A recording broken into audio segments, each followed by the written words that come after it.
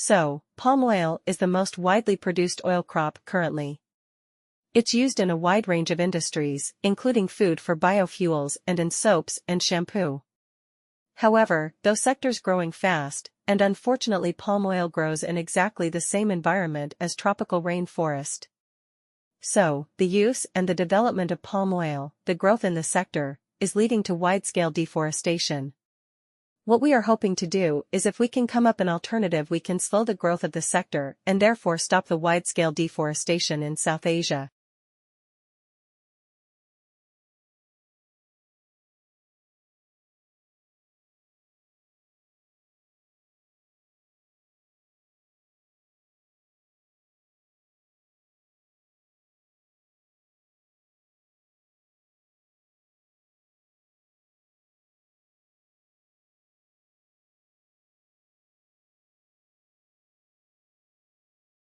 The earlier chocolate was quite unpalatable. They used to add things to it to make it more palatable, so for the early chocolate, they didn't know how to extract all the cocoa fat from it, so it was, or could be quite greasy, and if you made it as a drink you'd have this sort of scum on the top. So they used to try and add things to it, like starch and things, to make it a more palatable product.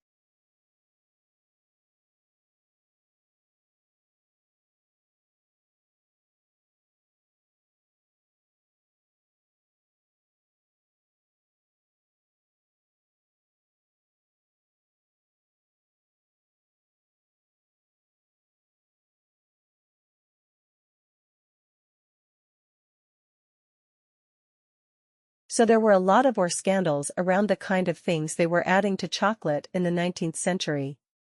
So by the sort of 1870s, 1880s, there are people like Cadbury's saying, our chocolate is absolutely pure. We have this new process, the Van Houten process, which now extracts all this horrible fat that we can use to make eating chocolate. Now we have a pure product.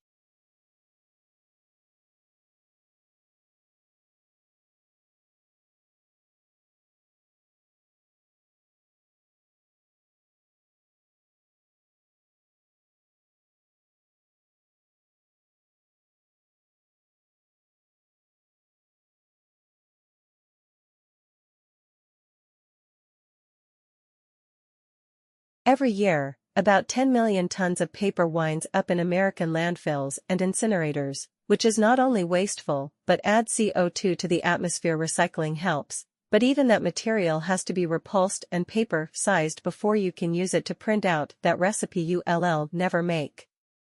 But what if you could wipe the page clean and use it again? Light amplification by stimulated emission of radiation to the rescue. A new study shows that laser light can erase the toner from a piece of printed paper.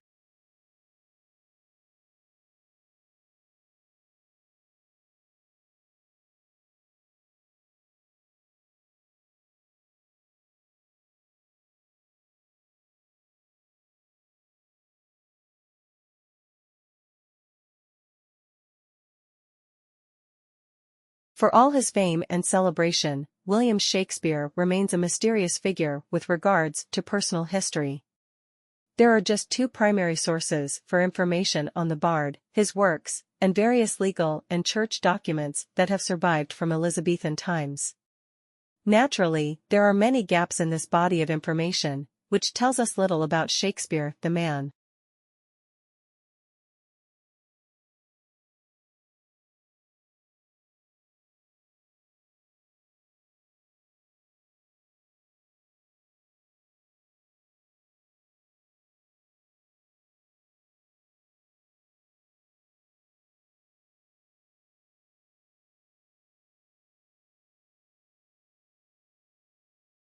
Higher interest rates have knocked investors' confidence in putting their money into property, evidence suggests. The insurance company Standard Life says that the rate rises since last summer have led more people to question the wisdom of property investment.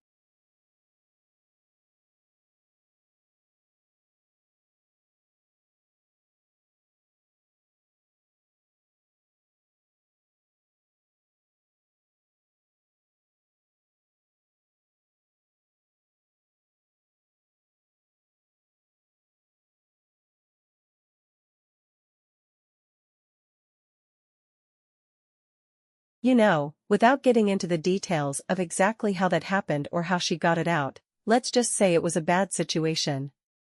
And she panicked because, like for many of us, her phone is one of the most used and essential tools in her life. But, on the other hand, she had no idea how to fix it, because it's a completely mysterious black box. So, think about it, what would you do? What do you really understand about how your phone works? What are you willing to test or fix? For most people, the answer is nothing.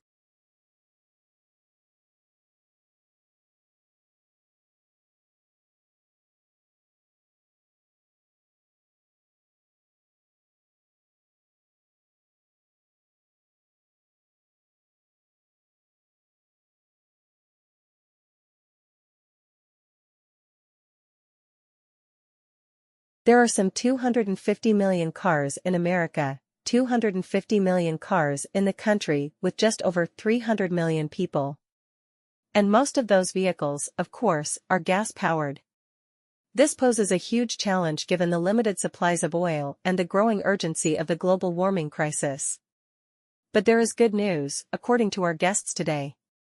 And that is we have the know-how and the technology to build sleek, fast automobiles that don't use gasoline.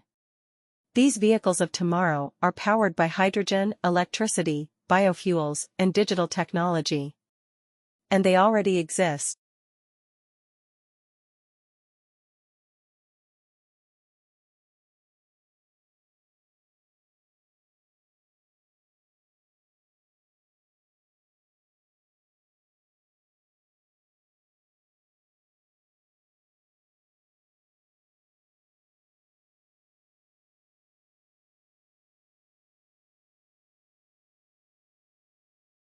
You've heard about SARS, AIDS, and bird flu. Now researchers from Australia claim we're about to be hit by a new epidemic, motivational deficiency disorder. According to the British Medical Journal, 1 in 5 people are said to suffer from motivational deficiency disorder, or MODD, and most don't even know they have it. Symptoms include being unable to get out of bed in the morning, being trapped on the couch.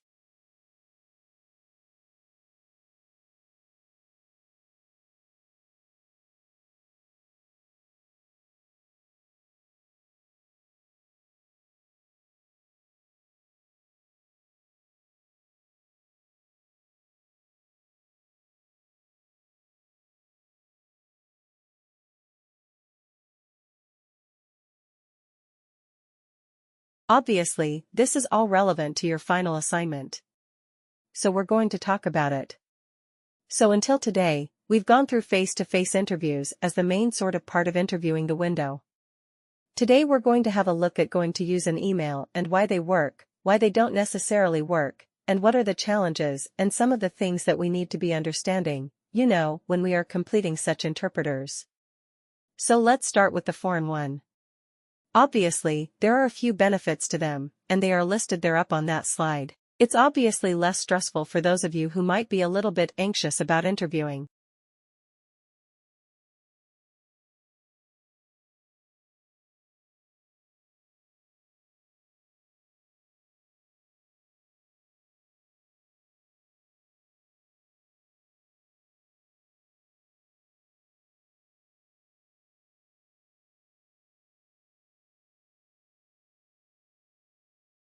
Dams are huge man-made structures that act as barriers on a river. Today, the main reason people build dams is to produce electricity. They are also built to restrict and control the flow of water in a river. Throughout history, dams have been used to prevent flooding and to irrigate farmland. Dams supply about 1/6 of the world's electricity, and they significantly reduce the risk of floods and droughts. They also make water easier to access, especially in desert-like areas, where water is in low supply. There are, however, some negative effects of damming rivers.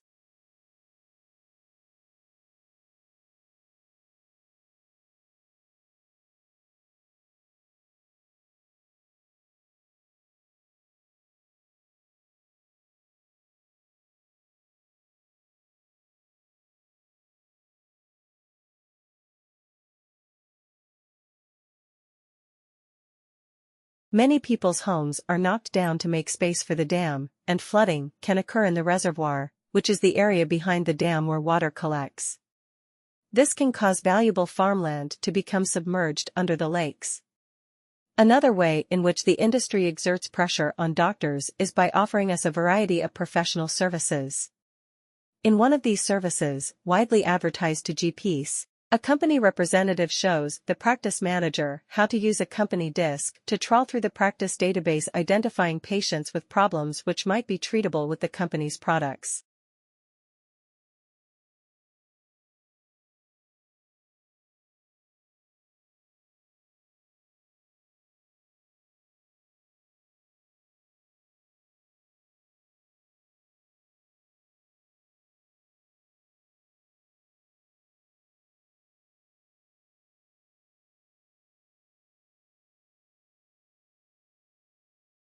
When that has been done, a company-sponsored nurse interviews the selected patients and draws up a management plan for the GP which, if approved by the doctor, attracts a Medicare item number.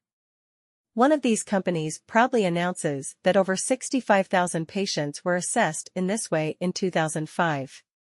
What, one may ask, is a pharmaceutical company doing assessing patients? It is surprising that no government or professional body has stepped in to prevent this commercially sponsored program.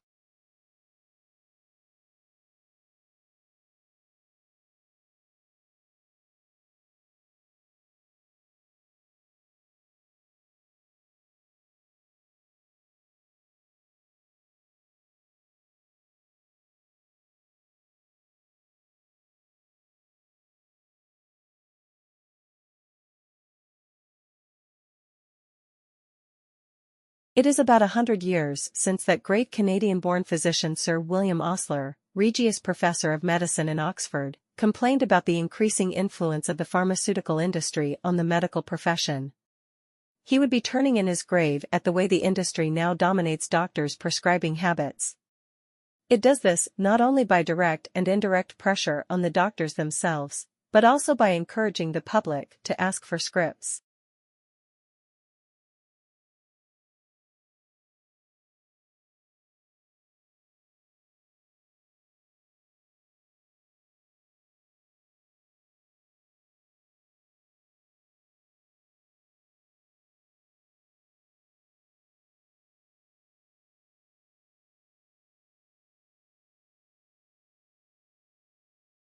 And one particular crop, almond in the US and now in Australia, is transforming the world of beekeeping and of bees. What has happened is that something serendipitous came along that people found out, that doctors found out that almonds are good for you, a confection, but it's good for you. The Almond Board got a very aggressive promotion going on for almonds. They actually, I just heard recently, send out sales reps to cardiologists at hospitals to promote the heart benefits of almonds. In a very good promotion of almonds, and it's legitimate promotion because they are a healthy food.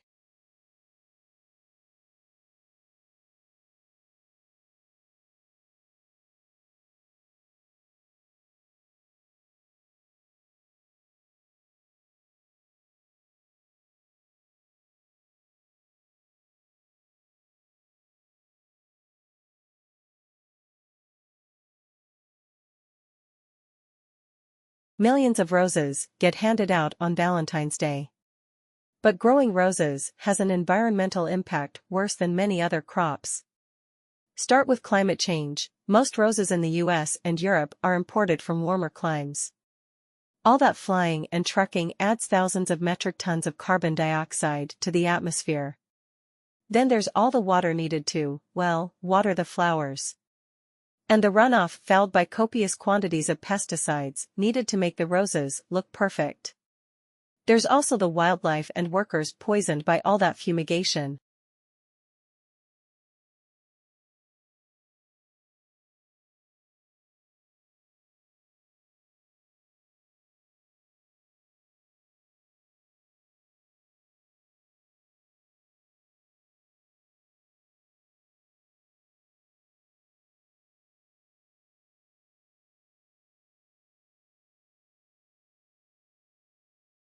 Green chemistry is a concept designed to develop technologies which allow chemistry to be practiced with minimal damage to the environment or in an environmentally compatible way.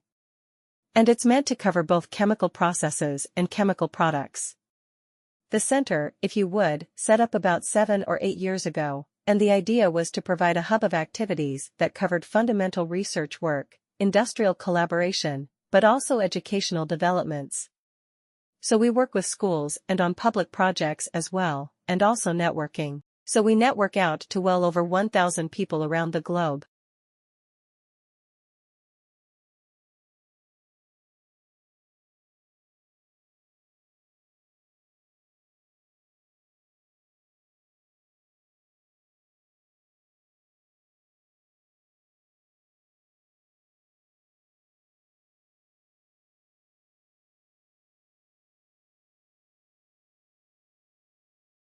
Well, the simple explanation might be that yesterday's sudden drop in share prices pretty much across the board has created what market analysts like to call a buying opportunity.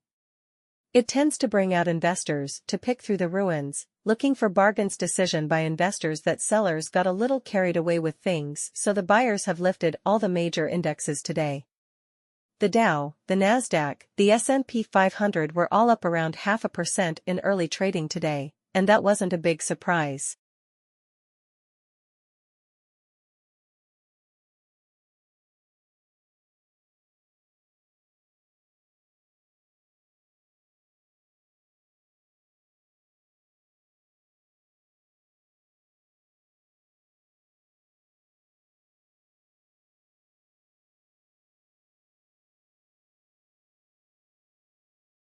Well, I'm absolutely delighted first of all to have been appointed to this professorship. The role is going to be about public engagement in science. It is about marketing science accessible to as wide an audience as possible. It's about making it easier for our academics here at the University of Birmingham to talk about their research to the general public, and it's not just about a one-way flow of information, it very much is about dialogue.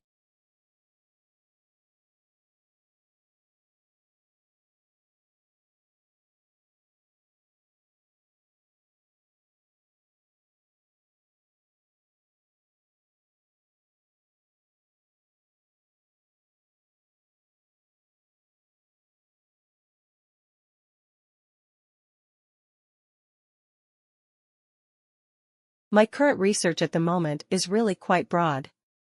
I work at the interface between the arts and humanities, particularly archaeology, but trying to find questions which are difficult to answer unless you start integrating computing and visualization. So really, I work in this boundary between trying to understand cultural questions about the past, but those sorts of questions that you can't address unless you start reconstructing, start modeling and visualizing past landscapes, objects, and movement of people.